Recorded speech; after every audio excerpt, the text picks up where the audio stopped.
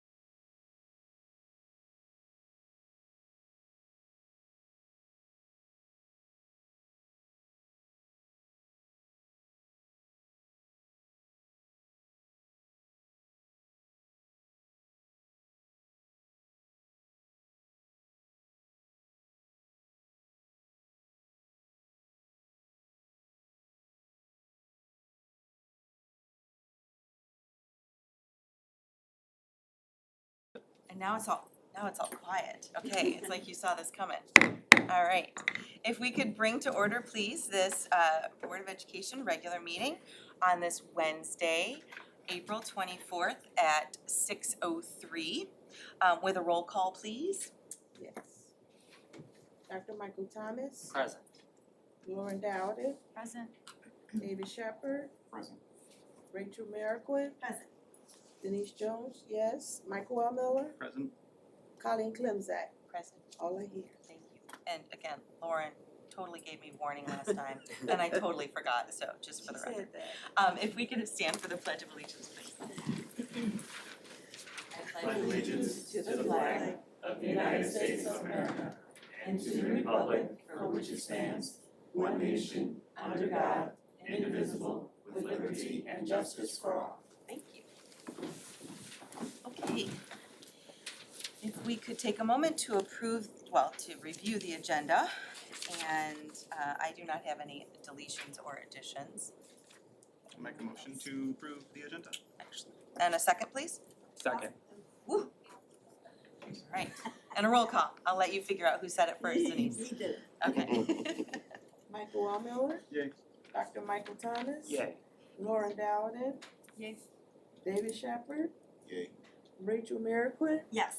Denise Jones, yes, Colleen Clemzak, Yes. motion passed. All right, awesome. I never know what's gonna come out of our mouths, do I? Staff reports. Steph, we have so many wonderful things I to celebrate know. This evening, Board President. And So so great. we are going to start with our District 124 Foundation Report. Samantha here, She she's is. coming up. We just met at 4:30.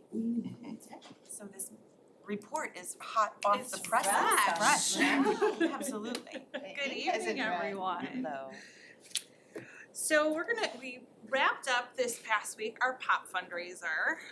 We raised a little over $15,000. Now, we don't get all of that. A lot of that goes back in prizes for the kids and STEAM tools that will go back into the classroom. So all of our building principals in a couple of weeks will get gift cards that they can go and spend on different items to go back in the buildings, which is really nice. But we did get about $7,000 from that, which is wonderful. So we thank everyone for their participation, and our building principals and secretaries and everyone who tolerated me in and out and got all the emails out and all of that. It was wonderful.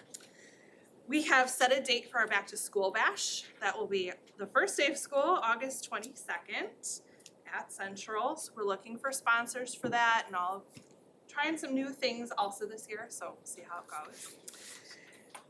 But the biggest reason that I'm here, back in the fall, we said we wanted to do food drives in each one of our 5 buildings and make it fun for everybody. So we made it a competition, because who doesn't want a competition? All of our buildings did fantastic. They all, in each building, the classroom that brought in the most items has had a pizza party, which gave the kids incentive to participate. Wonderful. And collectively as a district, we've given the food pantry over 6,800 items, which is amazing. So a huge shout out to Jim and his team who dealt with going into the buildings and clearing them out and taking stuff to the pantry every week. We could not have made this happen without them. And this wonderful trophy, which is now going to be passed, is very shiny. Jim also found this for us, so he's been a big deal in this. This trophy now is gonna go to Southwest.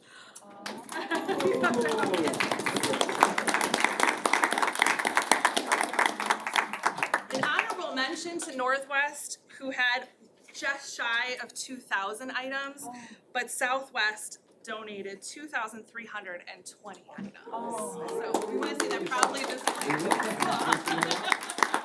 We need to have like a canned good or a box of macaroni and cheese in it. Yeah. Like, Gold box we of need to macaroni have and cheese in cake there. mix or what else do they ask for? Right, I would something, like, it should, yes, the golden And box what- of cereal. I Southwest like will it. also get an ice cream party for the whole school to Oh. celebrate their big accomplishment. So That's awesome. that's all I've got. Any questions? I love that it's over many months. Yes. Because I know the food pantry has to really appreciate that. Yeah, Um, we spread it out, which I think it helped too. The last one just wrapped in March, which was great, cause you're past the rush of the holidays and hopefully set them up for the spring and summer. Oh, that's great. That's a lot. Well done. Thank you. And well done Southwest and also Northwest. Okay, well, really all five. Who are we kidding? That was phenomenal. So, yes. Our next celebration is the Evergreen Park Schools Federal Credit Union Grant recipient, and Melissa's gonna speak to that. I'm sorry, Camille.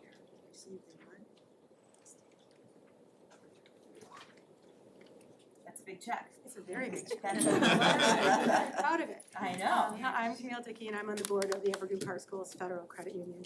And every year we sponsor an educational grant, one of which goes to District 124. We received many applications from District 124. It was difficult to choose one, but one stood out and it was the one that Melissa Dominich presented to us. It's called the School Mural Beautification Grant. And what she's going to be doing is working with a local artist, one of who is also a District 124 parent and Central Middle School parent. And they are going to make a visual representation of the diverse community, celebrating the different cultures, backgrounds, identities of the students, staff, and local residents. They're working together on the design, working together on painting it and creating it. They had the foresight to decide to put it on a frame, so should there ever be construction, it can be moved and not destroyed and covered up, so it'll be around forever. And I understand that right now they are looking for the most prominent spot to put it at Central. So it gives me great pleasure Great to present idea. this check for $1,000. Can we do photos? Yeah, I can. Okay, and by we, okay, thank you. Oh, yeah. Sure. Come on up. Fantastic. This is, yeah.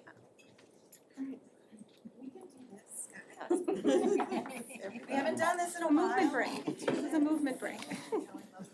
I know. I'm so excited. Oh, I can't believe this is really annoying, isn't it? Such a great idea. I have pictures of every foot. Right, exactly. Love it. You already know your spot. What I have in the summer bit in the copy map, It's already so started. we started, Nice. it'll continue into next year. Oh, I'm shutting out, sorry. I was busy chatting. Oh, you gotta come in. Thanks so much. Congratulations. Congratulations. Thank you. It's good to Wait to see what it looks like. Yes. Twice in one day. Tweet it and share it. Thank you so much. That's so cool.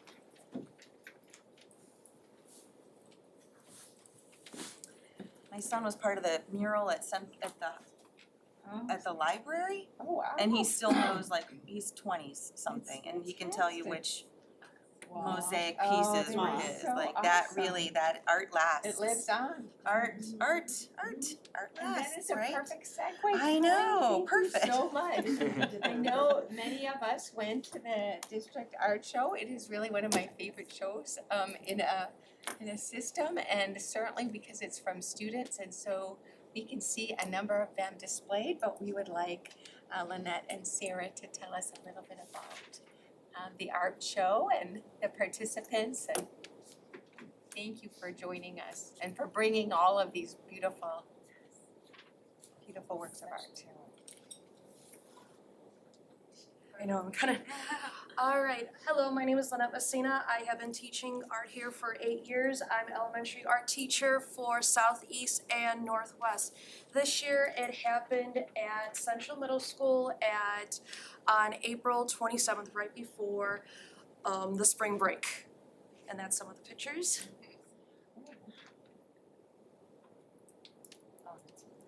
We usually have it at the district office, but because of how jam-packed of the many supporters, we were able to thankfully have it at Central, so we had a wonderful turnout.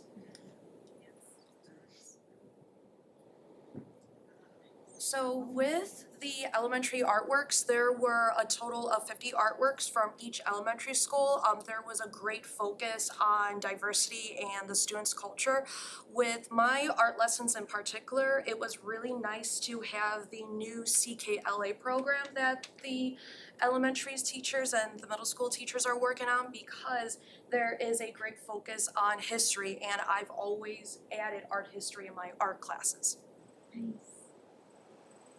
So this is 5th grade Greek bust. We learned about ancient Greek art, and we also focus on the element of value, going from darkness to lightness and colors, and we showed that also through creating our own Greek bust self-portraits.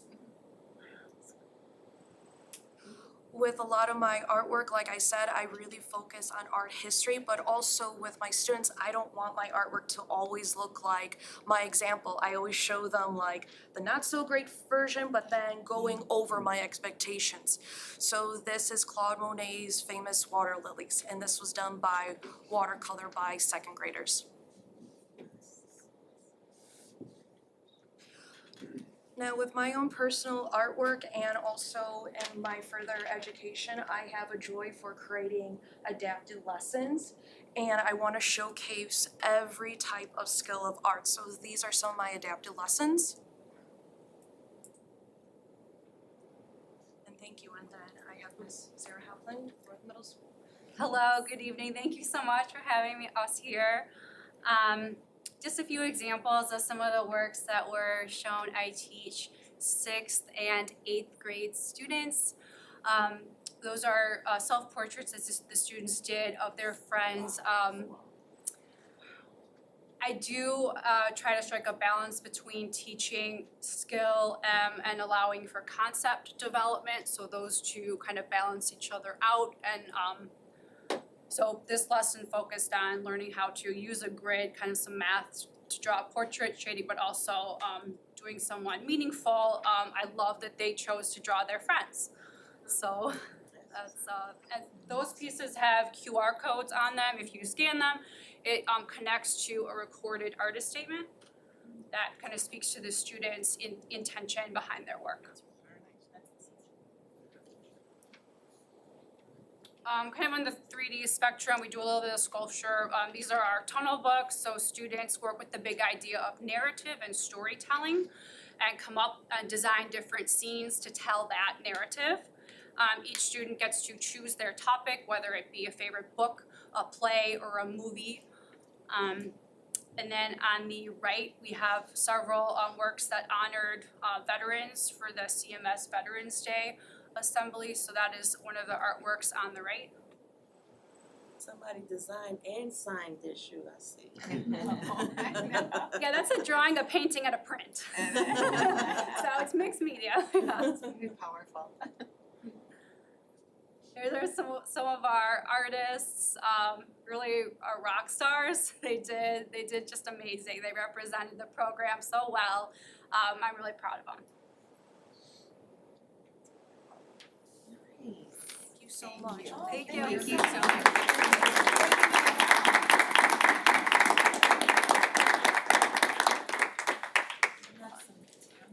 It was so Obviously fun, some and the talented students were so teachers. proud. It was so Oh my beautiful. gosh, that's some talented students. Beautiful. If you didn't know that it was a busy month, the solar eclipse just really it happens every 20 years or so. So there's a little bit about that. Really, we don't really need to explain it. I think everybody understands First day back after spring break, 'cause it's I not know, crazy right? busy It enough, was, right? it was Yeah. fun. Yeah, oh, Yeah, that's they were- awesome. So I think they're tying in the lessons and really all of the different kind of adaptive ways for experiencing that was particularly special and represented all the diverse ways that we educate children. And then the last is certainly coming up this next month. Joe's gonna give us a graduation update.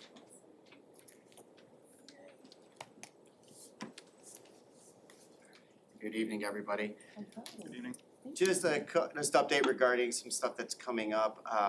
It's at end of the year, graduation. I can tell you our 8th graders are ready. I can tell you our teachers are ready, and they are doing a fantastic job working with our 8th graders and kind of help them through this transition time. Because there's a lot of different exciting things and challenging things going on at the same time, but our staff is doing a great job with them. So you can see May 8th, 6 o'clock, that's our NJHS ceremony for our NJHS members.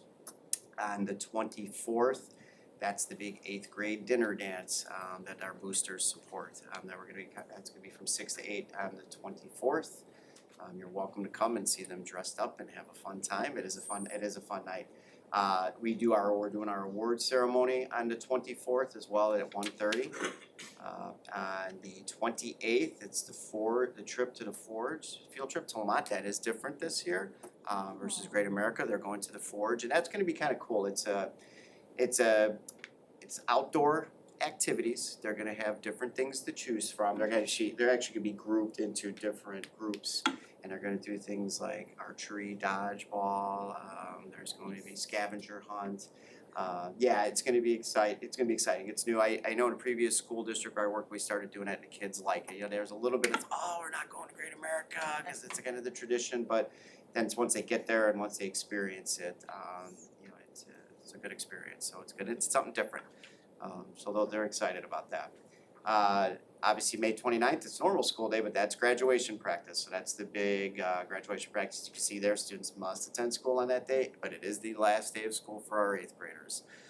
So that's always exciting. And of course, May 30th is our 8th grade promotion graduation ceremony at the Shannon Center. Again, we'll have more details in the May board meeting for board members, but it's going to be very similar. You guys will get the passes to park in that. I think it's lot 2. You'll be able to gather in the alumni room up on that 2nd floor, before graduation ceremony starts. We're finalizing a field trip. Myself, the 8th grade team, Lee's, the admin, Lisa Banos Cruz, Mark Dreyer, to kind of just do a walkthrough, coordinate with Dan too, because I know they do the sound for us. And we don't have a date picked on that, but we're very close to that. It's gonna be something, week of May 13th sometime, just to kind of do a field trip and walk through, just to make sure we did it last year, but it's last year. That's in the works as well. So that's it. That's just a quick update of what's coming up with graduation and your activities. I won't poke fun at you until after. Oh no, you the event. calmed me. Are you kidding me? Did I? I was cracking jokes and I'm like, No, Dr. no. Zampillo's gonna No. never speak to me again. It was I always tell. I think I first told her. time. It was the first time at the I know. Shannon Center. That was a 5 big tickets deal. again, 5 Yeah. tickets per family, so That's it's gonna awesome. be big. Oh no, I appreciate you calling me. It was Dr. Woodland. I don't know if Yeah. she's listening, but it's Dr. Woodland. Okay, but isn't this great? I'm like, no, I'm gonna lose my mind. It's great. It's a much bigger stage and Your like jokes always. helped me. It was actually more helpful than I gosh. realized. It But was yeah. it's And a, it'll be just as nerve-wracking. it's a this great year. night. It was too. It turned out to be a wonderful event. And it was great. We made that move last year Yeah. to go there, bigger venue, and it was more spacious, more comfortable. Parking was excellent. Lot So more park, yeah, yeah. the families were very satisfied, very happy Yeah. with that sport. Yeah. So, Thank you so all much. right, thank you. Awesome. Thank you. Great. I love it. And then our last one is just really a shout out to, this is a special day for our admin assistants, our professionals that really help support all of our schools and our district every day. There's just, your work is a key to our success every day and a special reason you're appreciated. So certainly a gratitude from all of us. You make our jobs easier, but you actually make this an even more special place. So, thank you. That is it for me. Dr. Carlson. Excellent. This is Rob Leininger, and he's going to help present out on the multilingual program. He's really been an integral part of the work that we've been able to do this year. He's our bilingual teacher at Central Middle School, and he's also been helping with a lot of the coordinator roles and responsibilities, so I super appreciate him. So we're just kind of going to share a little bit about our CMS improvement plan. If you remember, we were, not this past year, but the year prior, we were designated at Central Middle School for our multilingual student group. And so we put together an improvement plan. We shared that with you last May. We're sharing an update with you now and some of the things that have been done, the 3 goals that we addressed as related to this plan. So the first goal was really to focus in on our instruction, so our teaching and learning within the classroom. We, if you remember, have designed our high quality tier 1 framework, which is what we think teaching and learning should look like at all grade levels, all content areas across the district. And we focused in on component 1.5, which is intentional planning. So lessons are intentionally planned in advance with a sequence of instruction that includes a lesson launch, whole group, small group, differentiation, and lesson closure. So that is really what we targeted at Central Middle School and really looked at in our learning walks that take place in the spring and the fall, and then we have one coming up in May. So some of the actions this year, coaches at Central Middle School were meeting with departments and working on this intentional planning. Part of those meetings and part of that intentional planning time included then conversations around what will we be adding as far as supports and accommodations to help support our multilingual students in our content areas. So that includes things like text-to-speech, increased vocabulary, supports, and even some technology and sentence stems and things like that. So also, and Rob will talk a little bit about, we're also working very intentionally on our newcomers. We've had more newcomers this year than what we have had in the past. So newcomers being this is their first school placement in the US. So we've had an increase of that. So we're really trying to work on, and I love to say Rob is working really well with Amanda Hattar, our DEI coordinator, as well as Evelyn Laura, who is our bilingual parent liaison, and really kind of working on it, how can we support both the students that are coming into the schools, but also our teachers, what supports do teachers need, and then also what supports do the families need. So really kind of looking at that from all angles. And then we do know that we're going to continue to work on that small group instruction at Central particularly. We have a lot of new curriculum there, and sometimes some of those more nuanced pieces come out after you have a little bit of an increased comfort level with the curriculum, but they are definitely incorporating a lot more supports than maybe what were happening before. So below that is some of our data. This is from our learning walks. The first one is last spring, so just looking at component 1.5, last spring we had 60% in place, so 60% of the classrooms that were observed had that evidence of that intentional planning process in place during those learning walks. And then in the fall, when we did learning walks in October, we had 67%, and then winter was 75% in place, and then we will do spring learning walks actually next week, 2 weeks. No, maybe it's next week. Are those next week? Next week. It's sneaking up on me. Next week will be our spring learning walks. So we'll have more data then after that. So that was our first goal. Our second goal, this one I'm pretty excited about. If you remember when we had this, one of the main points that we noticed was our chronic absenteeism levels for our multilingual students. It was significantly higher than our all student group. And we really wanted to bring that down to within 10 points is what we set our goal for. So we did things like a family survey. From that family survey, we didn't have the response that we would like to see, and we'll continue to send those out to try to get increased responses. But one of the themes that we really noticed is just increased communication with our families is helpful. So we have increased that communication. We've been targeting our student interventions earlier. We do have an additional PowerSchool tool that goes along and gives us some attendance data that really is a little bit more actionable. It really identifies those students really at the tier 2 level that we can then provide interventions for, even just make more frequent phone calls home, all of those pieces. And Rob has been great with that at Central Middle School. Rob and Joe have really been working together really well in this area, particularly because Rob sees all of our students as part of the class that he teaches. So building that relationship with both the kids and then the families has been a huge help. So down there you'll see these are our current levels kind of as of right now. Our tier 1 students are, their absentee rate is 0 to 4.9% of the time that they have so far been in school. Our tier 2 students, where we're really trying to target that intervention, those have been absent 5 to 9.9%. And then tier 3 are chronically absent students greater than 10%. So our all student scores there, you can see at the bottom, are 50, and then our multilingual students are 58. So they're actually doing better than our all student score. Same for tier 2, 33%, and those are 29.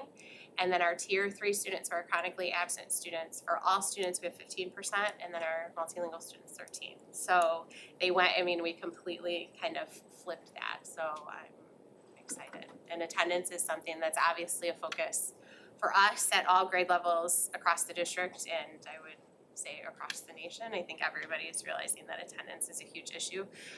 So we're really trying to focus on it this year. And then goal 3, we said we would intentionally schedule 100% of our students based on the data and the multilingual needs of our students. We were really, when we wrote this goal, we didn't have Rob, and we were looking at how we were gonna push in and push out strategically to service these students within their classrooms. And Rob has been able to implement his class, Advanced Language for Multilinguals, where he's seeing all of those students every day. And it is awesome, so I'm gonna let him kind of take it from here and talk about not only what he's doing within this class, but also what he's doing to help support us programmatically throughout the district. So I'll let him next. Nice job. Your turn. Thank you, Dr. Carlson.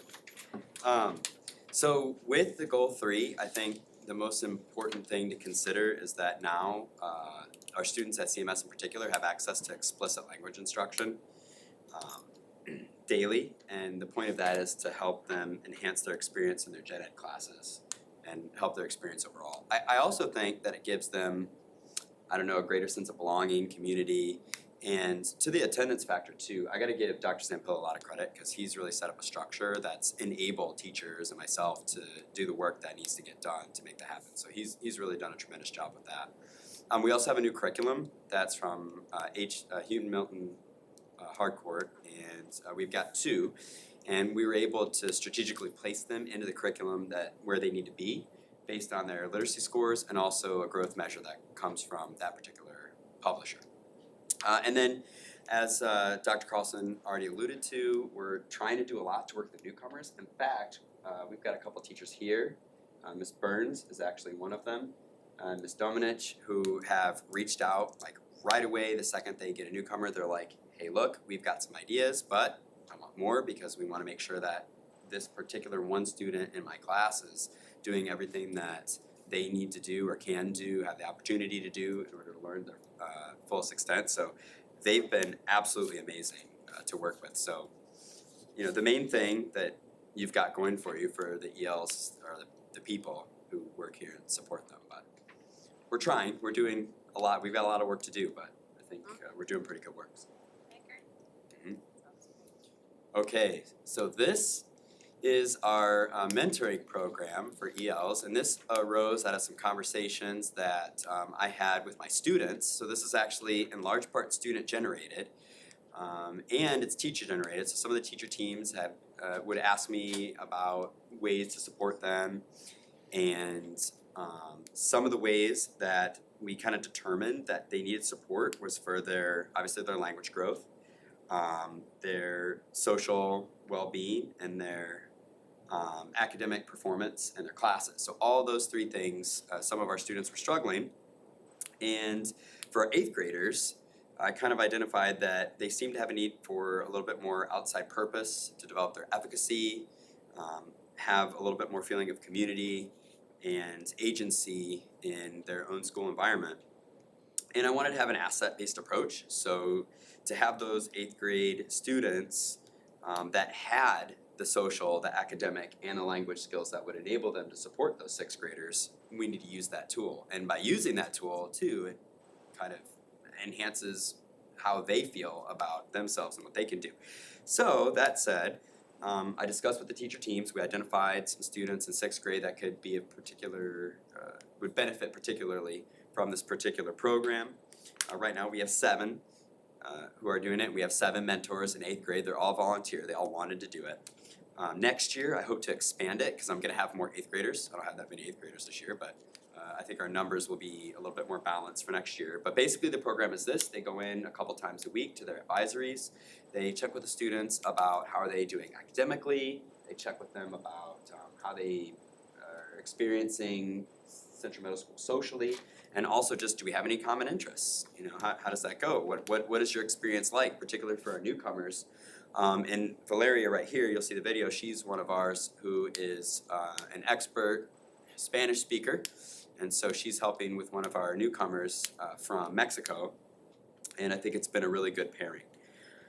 So, and yet again, our teacher teams have been really supportive, really collaborative, and our administration has been unbelievable as well. So I think I need to do permissions for that QR code too, for the whole slide, but my 8th graders did an entire like big long slideshow. So if anybody wants to see the whole long slideshow, you can get the QR code, or you can watch that on your own time. But if we want it, we can show the 2 of the kids' testimonials now, and then you can watch the rest another time. How does it feel having the mentee, and how does it benefit you? Well, having mentee feels good. It's like helps me with my leadership and extends my Spanish vocabulary since she does mostly speak Spanish. Well, and it benefits me, like it benefits my leadership, because it's good to have like a little shadow behind you, seeing what you do and having somebody to look up to you. How did it feel getting assigned one? At first, I was a bit nervous, thinking like, oh, how were they going to react? But I ended up liking it at the end. So this is one of our 6th grade mentees. So when you get your 8th grade mentor, how do you feel about that? Like, do we help you with many experiences and all that? Having a mentor has helped me because like I was really shy and like I was really mean, but then like when I got like my 8th grade mentor, I became more like, you know, like friendly, more nice. You know, like I started doing my work a lot too, and also like start making new friends. And one thing I like about my mentor is she's nice, she's kind, she's funny, and like I'm gonna be sad when she leaves too, because like I actually kind of look up to her, because she's a really funny person. And because of my mentor, So just one thing I like about this though is it was totally student generated. So they did all of this. They did the videotape and everything. So we're good. I think we got one more slide maybe. How does it feel? Okay. Do you want me to talk about that too, or you got it? We can Okay. both talk about it. Sure. So as far as our programming at the elementary level, we did add some new curriculum pieces in our TBE program. So Caminos is something that is aligned specifically with CKLA. So it is a Spanish language arts program that our TBE students are getting in their classes. And then also Language Studio is also aligned, and that's the ESL component that they're getting. So I feel like we've provided our teachers with better tools that they are able to be utilizing on a daily basis. We're also hoping to expand our TBE programming. Kudos to Rob and our whole department, our whole multilingual department has really done a great job this year of screening our incoming kindergartners right away, either from our preschool program or even from our outside students who have registered for kindergarten, and really having those conversations with the family and changing the narrative on what TBE is. We've had in the past quite a few refusals, and families that wanted their students in those English-only classrooms, and so really being able to explain the benefits of the program and what that means for them. So our numbers are going up significantly. I think that right now we're at, I would say 14, almost 15 students that qualify for the program, and we're anticipating that almost all of them will be participating. So we're really excited about that. We have tonight, we're hoping to hire and then keep all 3 of our bilingual teachers for Northeast, which will allow us to have a kindergarten-only classroom and then a first and second grade and a third and fourth grade, which is what our hope was last year. We just were not able to staff it. So we're looking forward to that as well. And then increasing resources available for teachers, for teaching newcomers. Again, that's really part of the drive that we're doing to support those newcomer students. I know that Rob has been at multiple of the buildings trying to have conversations with teachers who have newcomers in their class, because it's a lot for everybody when they don't speak any language. So really, what do we need to focus on? What just supports do we need to provide this student just socially, so that they can be comfortable in the classroom? So we've done a lot of work on that. Anything else on this? Yeah, I got 3 things actually. Okay, go ahead. All right, you ready for this? I'm gonna make them fast, I promise. Okay, number 1, in terms of that, the messaging about the importance and necessity and value of bilingualism, our BPAC is to credit a lot for that. They've been really pushing on that, and they really support it, so it's awesome. Number 2 is, I had 3 things, but, oh yes, number 2, when she just kind of mentioned that we staffing bilingual teachers is really hard. It is really hard, so testament to, you know, the whole admin department for getting that done. And number 3, I also did not credit for the middle school, but needs to be credited for the elementary school as well, is that Dan Lee and his tech department have been super responsive about looking for and getting in the hands of kids some devices. They have iPads, they have microphones that teachers can talk in, they can translate, going back and forth. So, you know, we're continuing to work on new solutions, but they're like right there on top of it, getting everything ready. And so we would not be able to do that without them, so just wanted to make sure I mentioned that. Thank you, Dan. Thanks. Is that our last one? I think so, yep. Nice. That's it. Thank you so much.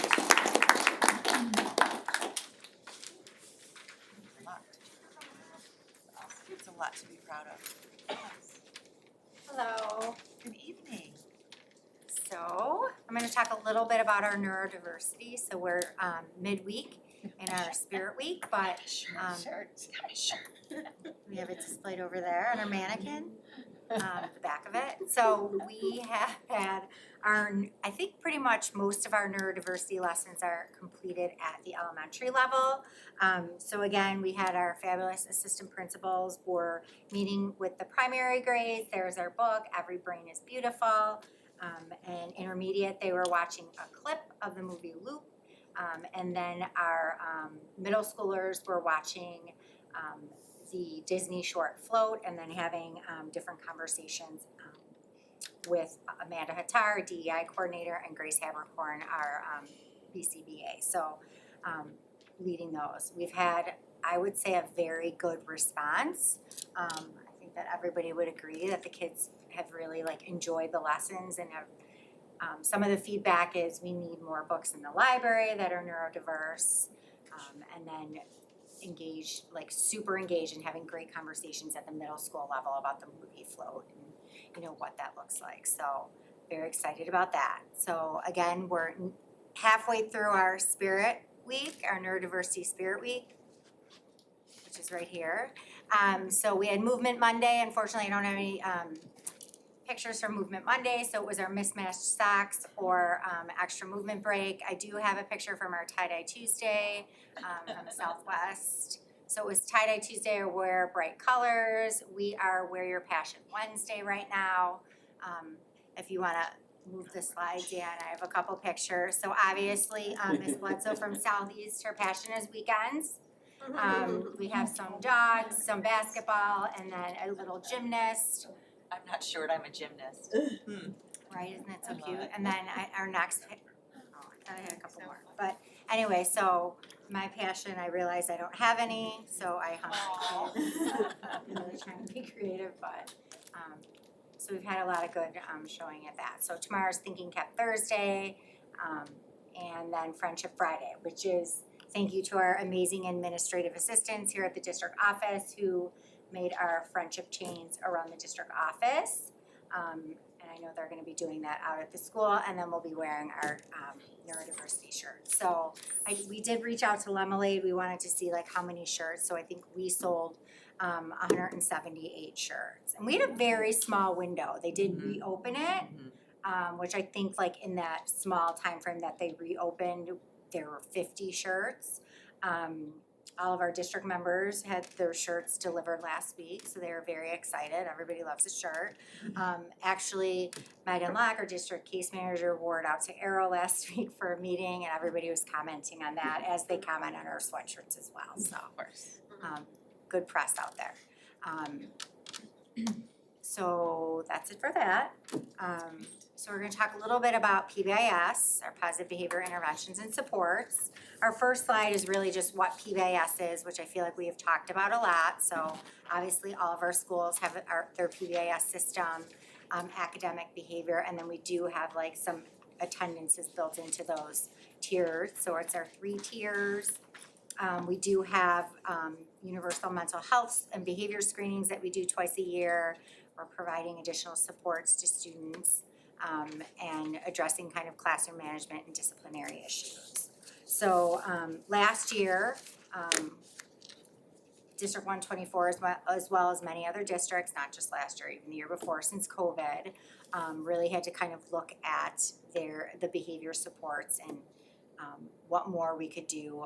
Some additional staffing came out of that, but what we did as an admin team is kind of come back together and talk about our PBIS system across the district, especially as all 4 of our elementary schools, bleed into the middle school.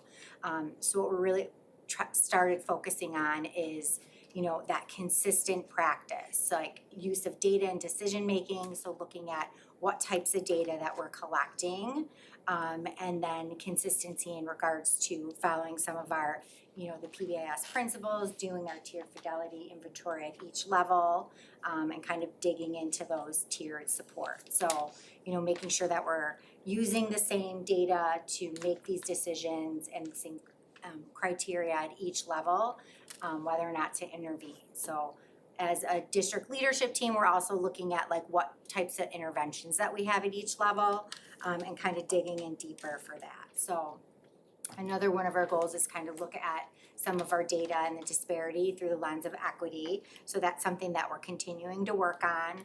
I know at the beginning of this year, even as part of our behavior subcommittee, we again, shout out to Dan Lee, noticed that our Swiss, which is where we collect all our PBIS data, like really hasn't been updated, and Dan. I was finding data from 13 years ago, I think. Yeah. So obviously, we wanna make sure that the data we're looking at is accurate, so thankfully our PBIS and our Power School are talking to each other too. So again, like establishing, making sure there's consistency and we're looking at the correct data. So we've done a little bit of that. And then providing targeted professional development. So again, like our response to behavior, like how can we job embed some of that professional development? So through our PLCs, we kind of had an inclusion series that spread out throughout the year. Today was the last one of our inclusion series. So thankfully with having additional staff members, we've been able to have some PD on simple like behavior management in the classroom by our BCBA. She's also done neurodiversity lessons for all the schools as well. Even met with, during some of our individual district times, PD met with individual like specialist teachers and kind of talked through some scenarios and how they could support students. And then we had one of our school psychologists do executive functioning PD. So what are those, what that might look like in the classroom and how you can support students. So again, like that neurodiversity. So we're continuing to plan. I mean, obviously we've already started planning what we can do next year to kind of support all of our students and our teachers. But in regards to PBS, now we're gonna break it down to the elementary and middle school level on specific things we've done. Hello. First, I just want to say how proud we are of all the work we're doing at PBIS at the elementary schools and at CMS. So we just want to kind of highlight the awesome kind of proactive, positive approaches we're taking to discipline throughout the district. Again, tier 1 is school-wide, so our ELL students, our TBE students, our general education students, and our special education students are all receiving these same supports throughout the district. We're going over behavior expectations, so instead of more of that punitive discipline. We really want to make sure that students understand expectations within our schools. We're making sure at the beginning of the year we're teaching these expectations, and we're also reviewing them in the second part of the year, but also finding really creative ways to review and reteach these expectations throughout the school year. Some of the things we're doing are morning announcements. Principals, or the PBS teams will think of different topics: honesty, character, integrity, and students are given the opportunity to kind of reflect on these themes, throughout the week and throughout the month. One of the schools, we also have the matrices posted, so just to kind of increase consistency among the district too, we have the expectations posted in all areas of the building, so recess and lunch, classrooms, hallways, things like that, so students can always refer back to them. One of the schools is doing a podcast club, which I think is awesome. So students are writing the script for the podcast. They are reteaching some of the expectations. And these podcasts are getting sent home to families, so it's just a great kind of connection between home and school again. We also, many schools are doing school-wide assemblies. They really increase culture. So, anytime you're coming together, you feel that family kind of vibe, and you're working towards a common goal. We're having assemblies where students are collecting these, well, at each school it's different, but paw slips, dojos, Eagle Cash, Bulldog bonuses. And once they reach their goal for behavior, they're getting some type of reward or incentive, or we're having a celebration. We do a lot of positive reinforcement for appropriate behavior. So if we're seeing, like, something I've learned this year is February is a very rough month for behavior. So it's something that we want to target. We might call an out of the blue day, where students get an extra recess if they're infraction free, or exhibiting certain behaviors that we're wanting to see. We have quarterly celebrations. So once a school reaches a goal, we'll plan a celebration, and we'll kind of talk about that a little bit more. And then again, back to this currency that each school has. Many teachers are also using these currency for classroom incentives, almost like a classroom economy, where students can earn different things within the classroom. We have social skills instruction, so we're doing SEL at least once a week in second step. And many teachers are informally teaching lessons by having, community circles at the start of classes, and doing lessons like that. And then we're also doing Cool Tools. Cool Tools is, the easiest way to describe it is kind of a phrase. So students are taught this phrase, and they kind of immediately know the expectations that are expected of them in different parts of the building. An example would be, awesome assembly attitude. So students hear that, and automatically they know how they need to behave and what's the expectation in an assembly. We're doing a lot of fair and corrective discipline measures, a lot of reteaching. Even during the out of the blue days, we never want it to be so punitive that they can't earn their time back into a celebration or back into, the out of the blue activity that students have been given or have earned. And then the final piece, that parent collaboration. I think there's a lot of room to grow, but I think when we think about the things we're doing as a district, we're doing a lot of really great things. So we're encouraging teachers to do phone calls home, both positive, and challenging behaviors. Also too, we have, one of the schools is doing a PBIS family night. So teachers within the building are presenting on different topics for families in regards to PBIS, in regards to parenting. We have created a video related to PBIS and discipline for parents to watch at their convenience, just so they know the practices we're doing within the school district and within each of the schools.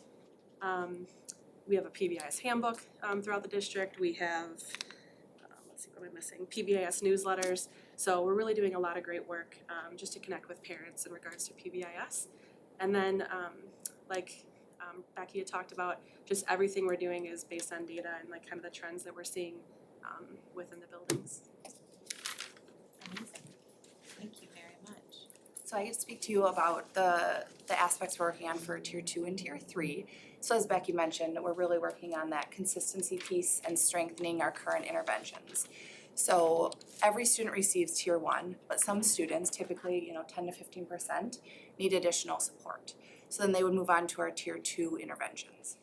And so that could look like something like check in, check out, where a student checks in with a staff member in the morning, then gets frequent feedback from their teacher throughout the day, and then checks back out with a teacher at the end of the day. And so we're doing kind of strengthening our programs, adding in some additional staff members as needed, training new teachers when they have students roll on so that it becomes an effective intervention.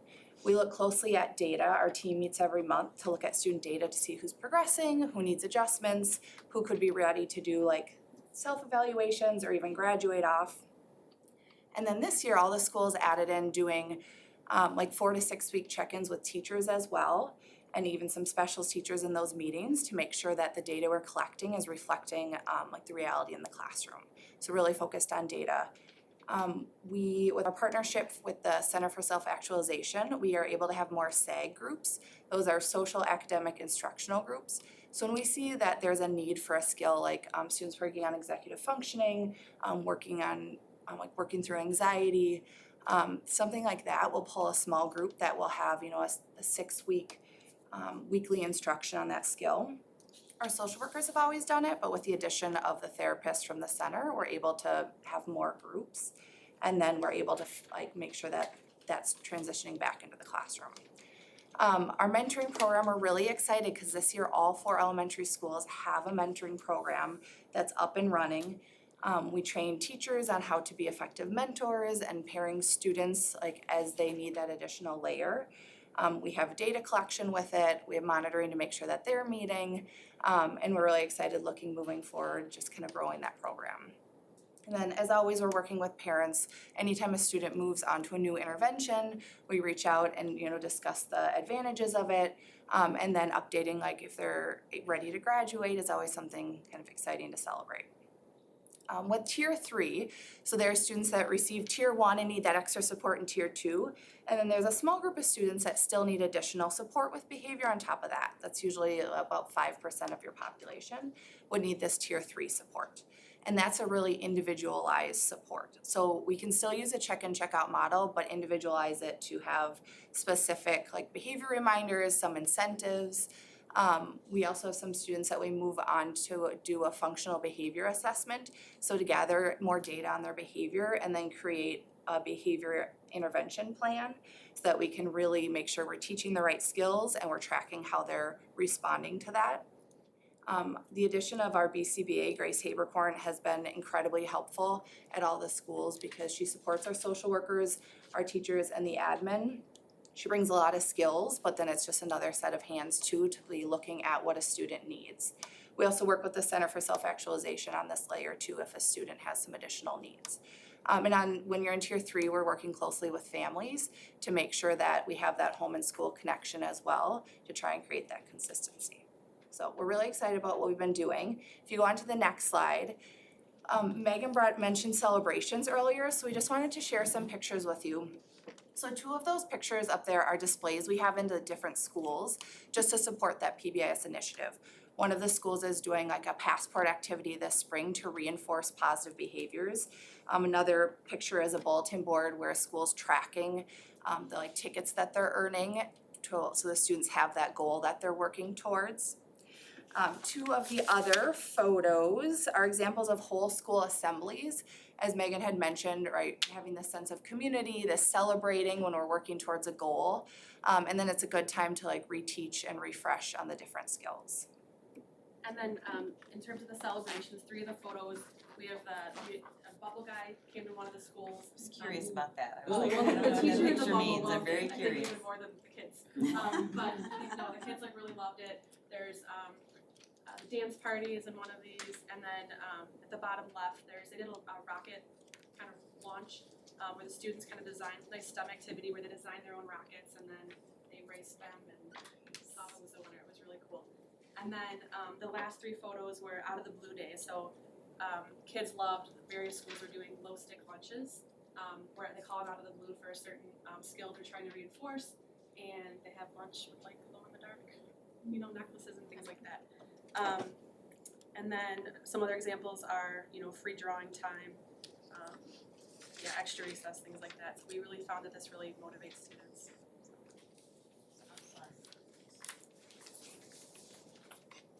Hello, everybody. Okay, so I'm gonna talk about CMS. So just like we have a lot of consistency across the district, it is really nice. So Tier 1, we have a great staff. So I'm so thankful for our staff. So we have a team for each tier. So our Tier 1 team, that's overall the entire school, and we meet monthly to make sure what's working, what's not working, what you notice in the hallway, we have kids starting to make our videos, our Cool Tool videos, and then we show that to students because they like to see each other. So we're trying to utilize our students to promote our Cool Tools that I adapted from the elementary schools, which is great. So we analyze data, we enforce the policies, and that's just what's working and what's not, what can we tweak constantly. So what's happening now, first, we have 85% of our students having 2 or less referrals, which is great. Our 15%, more of our tier 3, but that's okay, that's a work in progress. So we have service projects which are tied into our SEL, and that is our Capturing Kids' Hearts. And every month we have a topic, so it was kindness and then courage is coming up. So the lessons start with a video, and then it's with the kids interacting with the teacher. So turn and talk, or talk with a small group, or prompts, and it's really a nice way for the kids to get involved in the lessons. So our service project this month is we're collecting clothing. So we're in progress with that, and the kids can earn tickets and they get gift cards. And then we had Souls for Souls, which is a shoe drive. So we donated used shoes, and we donated over 100 pairs of shoes to Souls for Souls. And then we did the food drive, I'm trying to think, we did thank you notes for teachers for kindness. So a lot of cool things. Our kids are really doing great things. And then we have with our tier 1, also we do our check-in meetings. But I like to talk about the fun stuff a lot because it's really nice. But I'll get serious stuff. So we just started, I just implemented a student respect agreement. So when our tier 1 students, we have like our little, little tiff for some drama. They come together, we meet as a group, who are students, and they have to fill out an agreement, how to respect in the hallway, how to respect in the classroom. And then the parents get a copy of that as well, and they have to sign it and date it. So I can tell them, re-sign this. So just little ways to hold them accountable, not necessarily give them a punitive consequence, but make them learn from what's happening, which has been really well. So our incentive assemblies, we have great fun assemblies, and the students do have to earn it, having no Ds or Fs, being present, and for the most part, it's something they wanna do. We have, dodgeball, tug of war, they get a choice in that. So on my newsletter, The Lowdown with Lavin, they get to vote what they wanna do, and it's all student-based. What they wanna see, what they wanna do, they could sit there and watch, they could talk to their friends, and then it's advisory versus advisory, and they win a golden plunger for first place, cause that was a cheap trophy. So I spray paint them at home, and they get a plunger. It's worked well. So I know. Total, and we use Live School as our tier 1 for everybody. So Live School is a form of dojo, but I call it more middle school oriented, where it's all digital. And because our Panther bucks were just getting lost, they're in the hallway. So the Live School is where the kids can earn points for following incentives. And you'll see on a few slides there, it's just like the buy-in, and the teachers are doing a great job with, you had your ID today, here's some points, and it's all right in front of them. Dan and Tech was able to provide our teachers with iPads, so they can walk around the iPads and give the points, and it's fun. We have a Live School store that's once or twice a week, and Miss Iverson helps, but it's all 8th grade ran. So I say, here's their training, and they do it, which is awesome. They're doing a great job. So, that's our thanks about tier 1. So tier 2 and tier 3, once again, we have our teams. We meet once a month. We talk about the data, about the students, what we need to do differently, and more in depth for the students. They start with the check in, check out, and they might need to go to study skills. So, and then we have our mentors, 2x15, which is a teacher. They identify a teacher and they go talk to that teacher 2 minutes each day for 15 days. So they get to choose the teacher. And then we do lunch bunches, and then we'll do tier 3 advisory, parent reach outs. It's very important to keep the parents in the loop, like open communication, this is what's going on. In any incident, we always call the parents, hey, this is what's going on, can we help you? What do you think your child needs? And then we collaborate as a tier 2 and tier 3 team and tier 1 to see what we can do to just wrap that student and do whatever we can. The tier 3 advisor is something new, so our tier 3 team, they pull out students in that 10 to 15% and they meet with them during advisory to work on social skills and what behaviors we need to target in and out of the classroom. So it's a lot of hard work for our staff, but they're doing a fabulous job. So, and our student mentors, I have a few student mentors, you know, you pair them up, you have to think about who's gonna work well together. But it's really nice to watch them interact and, you know, it's 8th grade and 6th grade usually. And they tell each other, oh, this is what the real life is at Central. And they give them time alone to talk without me in there, but they do a really nice job, so I'm super proud of what we have. Then you go to the next slide. Those are our celebrations. So that's our tug of war. And then we have the two students, that's Adam and Gunnar, who have over 6,000 live school points. So they have Kindles that I awarded them with. Our thank you notes, our 6th graders are writing thank you notes to our teachers, which was part of our service project. And that's Paws the Panther. That's Amari Dillard, who loves to be Paws. They thought I was too short to be it, so I got fired. And then they can buy snacks at the store, and there's one of my lunch bunch groups. They're just like, we celebrate as much as we can and work with our students to make middle school as positive as possible. So we have a lot of great things happening, I feel, and our staff is very dedicated, so I'm very happy to work with them. Wonderful. Any questions? That's awesome. I have to wear the costume. Amazing stuff. Oh, kudos to Kathleen for creating that. Kudos to all. We're really proud of our progress and we're always planning I love it. for next year what we can do better. She's really, So- she got all the awards. I love it. And there you go, all the logos. Thank you very much. Amazing.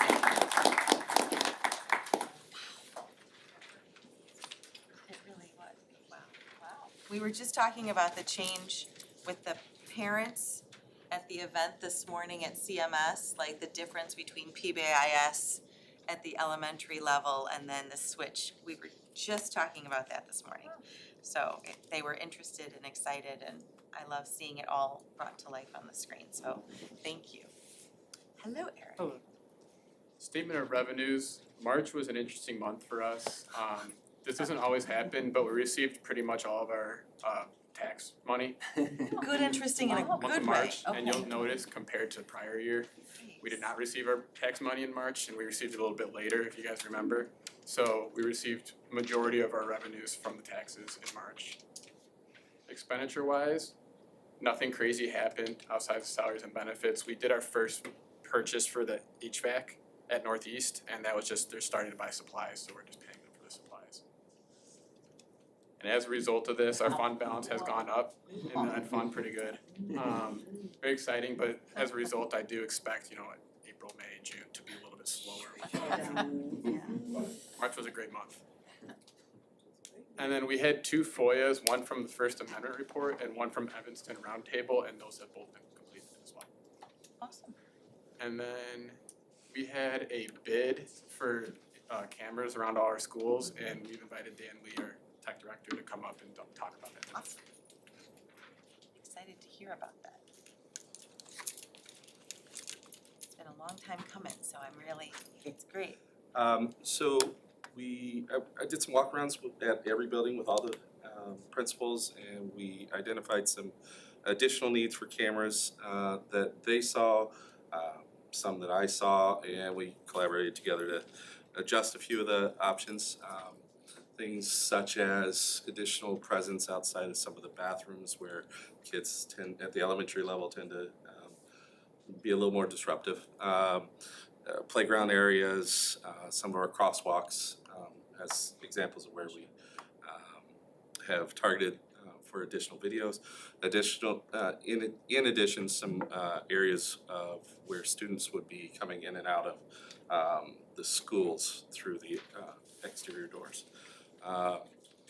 We put this out to bid March 8th and closed the bids April 8th.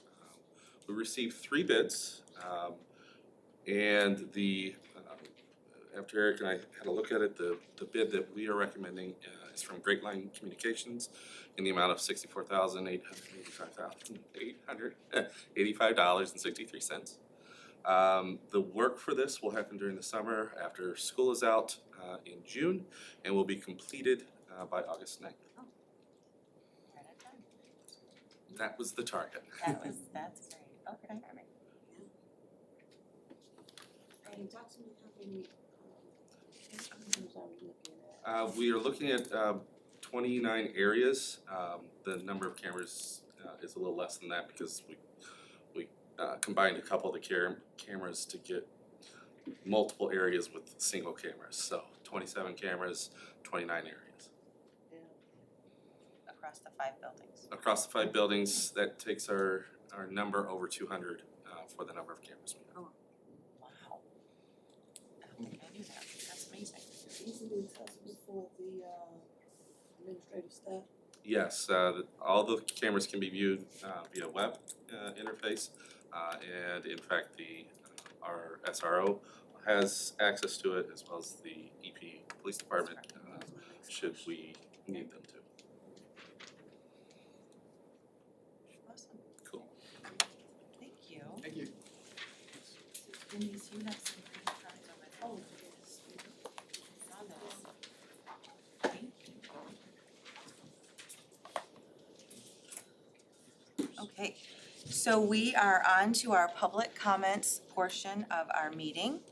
I have something that I read every meeting, and we do have a number of speakers this evening, so thank you very much for being here. We do have a few rules, but just a few. I think that it's all the same topic, which we wouldn't necessarily have all 4 of you speak, but you're here. And I look forward to hearing what all 4 of you have to say. So I'm not gonna be lenient on the 3-minute limit, but I will be lenient on the all 4 of you can speak, so thank you for that. So again, this is our public comment portion. A few reminders specifically about the logistics of the public comment portion for every meeting, including this evening, as is posted on our agenda publicly for every meeting. To respect all of our stakeholders, our commenters, our board, our public, we adhere very closely to the 3-minute limit for our comments, and that's for everyone. We will set a timer, it will be on the screen, and we expect everyone to respect those 3 minutes. In addition, we cannot respond to your comments this evening.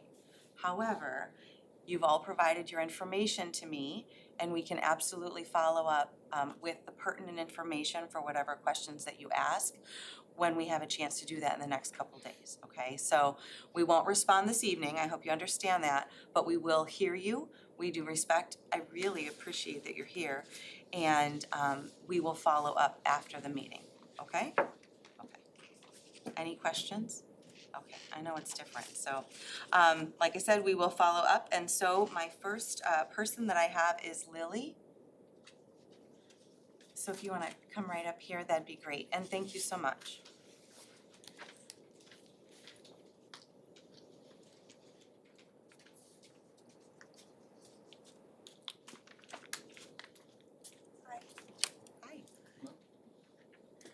My name is all things. I'm talking about my personal experience being dress coded in first grade for having shorts that were above my arm. I don't think we should put young kids like that in uncomfortable positions for wearing things they like and enjoy, especially at that age. Thank you very much.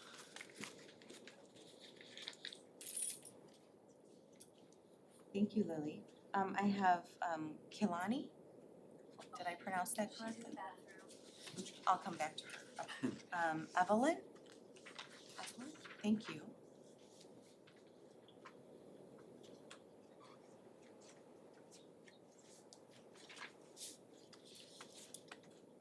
Okay. Hello, my name is Evelyn, and I'm here to talk about how fingertip length is unfair as well as 3 adult fingers wide for shirt straps. I would like to talk about to you how hard it is to shop for clothes really quick because it's hard when we have to look for clothes that match the dress code. Also, what I would like to talk about is I feel that the fingertip length is unfair because some kids are taller and it's harder to shop for longer shorts. And we also feel that the 3 adult fingertip length is unfair because it's almost like just a shirt with the tank top thing. So yes, thank you. Okay. I'm taking notes on all of these. Thank you very much. And again, I appreciate it because I know this is kind of hard, but you're doing a great job. Next, I have Marielle. get that right? Great, thank you.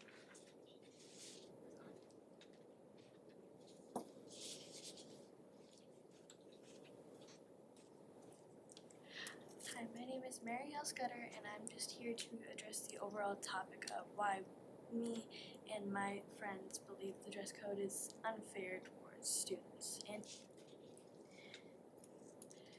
as Evelyn explained, we believed it was unfair because fingertip length may be different on everyone. And as Lily shared, her experience with the dress code in first grade because of her short length was kind of unfair towards her. And as Kaylani will explain in a moment, she will talk about how the dress code may be targeted towards certain people and about how we believe that no one should feel that their bodies are a distraction towards the learning environment. Thank you. Thank you very much. Okay, Kehlani? Thank you. Excellent, perfect timing. Hello. Hello. So my name is Kehlani. I will be talking about how I will be talking about how we should start teaching students more about having to control themselves, especially about our bodies and our appearances. So some examples and some ideas I have thought of are I'm so sorry. You're doing great, kiddo. Are sending a panel home or like a paper about this so that this topic can be talked about at home and the conversation can be mentioned. We should start talking more about it in health class, like, mentioning it and bringing it up to the students. So teachers can bring up that topic and students will listen to it more if we mention it more. And lastly, I think that we should really talk about this during lessons, not just in health class but also lessons as well. Just to bring the education and remind students that we really need to focus more on this topic and that it should be brought up a lot, just so we could focus more on it. That's all. Thank you for listening to me. And I really appreciate the problem solving. So having solutions in hand is really, really great. I hope to reach out to all four of you, if I could do that, to follow up. Okay, thank you very much. I know how hard that was, so you did very well, and thank you for bringing this up. I really appreciate it. Talk about this in lessons, not just health class. Okay. Excellent, thank you. So we are on to our board reports. So we had there we go, thank you. Our board meeting dates for 24-25, if you can believe it. And also committee of the whole, which we don't have any scheduled for just yet. So I wanted, if you guys are parting, take cupcakes. You earned them. Please, please, thank you.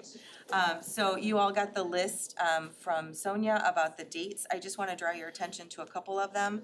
Cause I know I always set it in my Google Calendar and then not all of them are actually the third. So when I was looking at the list that she sent originally, that Sonia shared, our August board meeting would have been August 21st, which is the day right before, school starts. So we thought that maybe moving it a week prior, it will still be the first day, thank you so much. It will still be the first day of our new teacher orientation, but all contracts should be, like we should have, if we have people coming for orientation, we should have their information signed. So August 14th was moved a week earlier. So to August 14th. It's moved to August 14th. Oh, I'm sorry. Yeah, it would be the second. Yeah, no one wants to do this the first week of Second. August. That was like- No. So it will be, it is not the 21st. It Okay. is the 14th. Thank you. November and December are historically Tuesdays, as they will be again. So conference is the week of the 19th, and then the 17th is earlier. And then drawing your attention, January 22nd is the fourth Sunday. No, it's the fourth Wednesday of, thank you. I had this meeting for last week until like a month ago. It was not the third Wednesday in April, it was the fourth Wednesday in April, but it meant that I got to go to a concert, so I goofed off. So like I said, I just wanted to draw your attention to the 14th, which is a week prior, and the 22nd, which is a week after, and then those 2 Tuesdays. So everything else should be good. Any other questions, comments? Cool, okay. So I will tell Sonia that those dates are good and she can publish that. That's awesome. And then we have the conversation about our scholarship recipients, our Mulcrone Scholarship recipients. We did have a bit of that conversation at our, we had like a 5-minute conversation. We had added it to our policy agenda, our policy meeting agenda last week. But do we have anything more to comment on? Okay, so the Mulcrone Scholarship is in honor of Judy Mulcrone, who was a PE teacher at the middle school for a long time. At least 2 Klimzak boys I know had her along the way. And so we did receive nominations for 12 students. One of them received 3. It was a very collaborative effort with he and his friends. I really appreciated that, actually. And really what the conversation came down to last week was amount, right? So I think I sent it out in an email that the average, was 2 something. It is in the application that it could be up to 500. That's what's on the, when they submitted the information, it was up to 500. I was assured by Mr. Grossi that we haven't been spending crazy amounts of money, so. So I know we had discussed 200, 250, 300, 500 was the upper limit. We do have 12 students, so I'm gonna toss that out to all of you and see what we think. We did do 300 last year. We had 11 students and We had 11 last year? we had And wait, no. whatever I put in the email. Oh, okay. I know I looked it up and Alright, it's okay. escaped my brain. Yeah, It was so either it 11 or wasn't 12 that and we have 12 again this year, so, which is kinda nice. And it's always a pleasure to read those applications. I really do appreciate that. And I look forward to maybe tweaking the process for next year as we move forward as well. But, so Denise, you had said maybe the 300? That's my suggestion. Do we feel comfortable with that? The challenge was we had people who requested $50 and we had people who requested $1,200. And we cannot do both. We can't do 1,200 times 12, let's just say that. So trying to be fair and equitable. So we like that number? Okay. I mean, it's exciting and I know that families are making those decisions for how they're spending their summer and how they're spending their money for activities, so it's good that we got it done a month earlier, so well done. So 300? How many were over 300? So I think the average, I have it printed in really small type because for whatever reason, that's what it was working. So we had, there was a handful of 50s, there were a handful of like 120 times 2, like a couple 2, and then there were some that was whatever we can throw towards the, like, the larger amount that they have going on, however that rolls out. So, yeah, we had quite the span. And then we had a couple who were waiting to see what they were granted before they signed up for things, if this was a decision maker for them. So, like I said, there were some that were really big. And it was, I think the understanding is, like, here's one that was $525 for overnight. Total cost for 3 camps was $250. One of them was $250 for central softball or pitching camp. $50 high school volleyball. So we had quite the range. So, are we comfortable with that amount? When we get around to the approval portion of the agenda? Okay, cool. And we did talk about how we wanna tweak it for next time as well. Maybe actually have some students come in and talk to us. It might freak them out, but I think that is awesome, and I really appreciated our students coming in tonight. And any chance that we have to listen to hear from our CMS students is a good day, so. Okay. Anything more on calendar or Mulcrone? Alrighty. We will move on to the action item portion of the agenda. Action item A of the consent agenda is our consent agenda item, including number 1, to approve monthly transaction reports for March of 2024. Number 2 is to approve fund balance reports for March of 2024. Number 3 is to approve expenditure report and projected payroll report for April of 2024.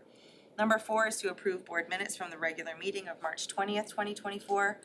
Number 5 is to approve the closed session minutes from the regular meeting of March 2024. Sorry about that. Number 6, I was doing so well.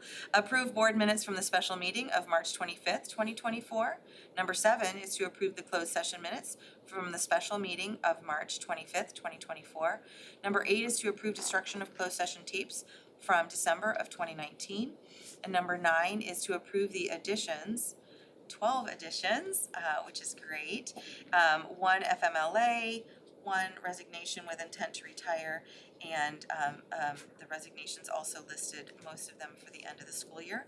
If I could have a first motion to approve our consent agenda item? Motion to approve consent agenda item A. Thank you. And a second?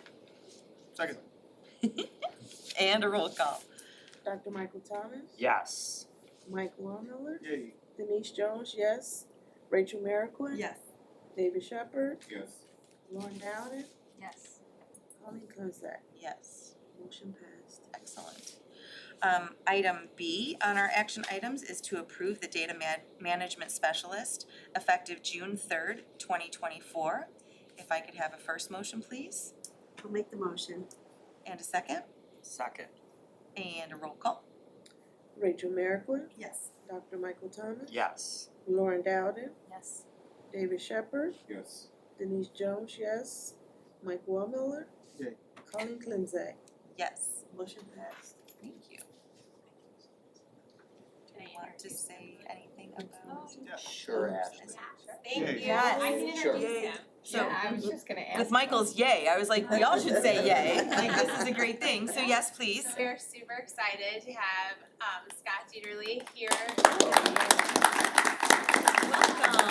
He's gonna have a great impact on our team. I am very confident of that. He is highly recommended with a plethora of experience. He was at West Chicago Elementary District for which is 11 schools and 4,500 students for 16 years. He was their data specialist there, or what was your title? System analyst there. It ended in .com. Yes. I didn't think that Fair it was enough. in that way. So he was responsible for a lot of district integrations of their different systems. He worked closely with administrators and curriculum directors as part of just looking at their data and analyzing their data, as well as data control efforts, which I think is super important. We want to make sure that our data is accurate, that we are putting in. And I am just confident that he's gonna exceed all of our expectations, so I'm super excited to have him. He's gonna start with us June 3rd, which is extra exciting, so he'll be able to be part of like that end of the year rollover. He'll be able to do some specific professional development. Summer is a very busy time in the tech department. I would say they probably would say it's their busiest time. So the fact that we can get him in early, get him up to speed before that summertime comes is gonna be a huge help too. So we're just thrilled to have him as part of the team. So welcome, Scott. Welcome, yes, welcome aboard. There are cupcakes, and we owe you a bag of swag. Yes. Like, I was about to say, where's maybe the you swag? too can style your Yes. evergreen part, you know, like, we love our we've got Megan here, she's got her EP fan, like, you know? So we We like our swag here. So welcome, glad to have you. And looking forward to June 3rd. That's wonderful.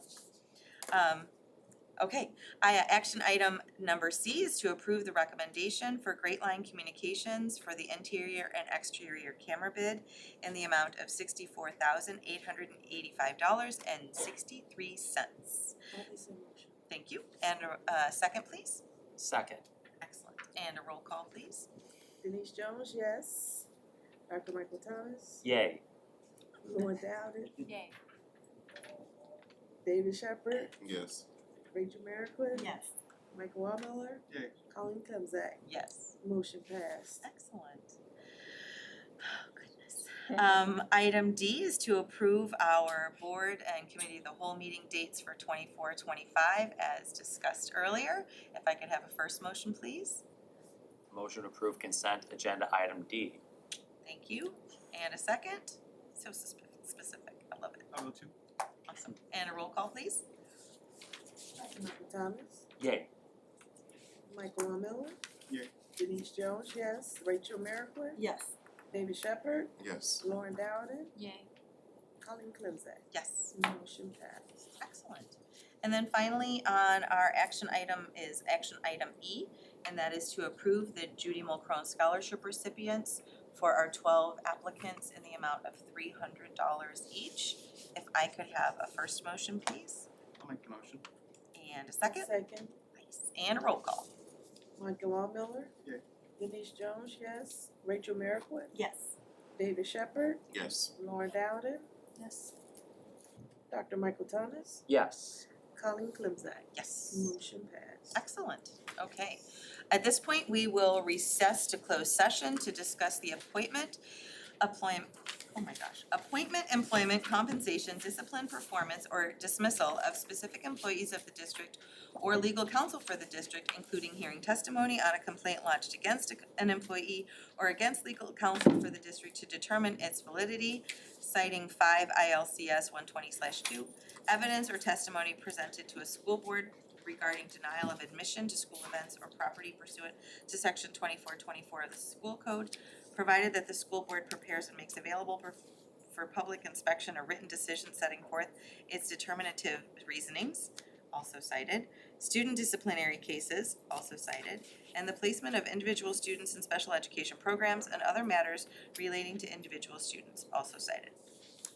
We will take action after closed session, but we will not start the live stream, and I have no estimate on how long or short that might be, so if you wanna stick around, great, and if you don't, that's fine. So we will recess to closed session at 7:30, all in favor? Aye. Excellent, all right. What's that?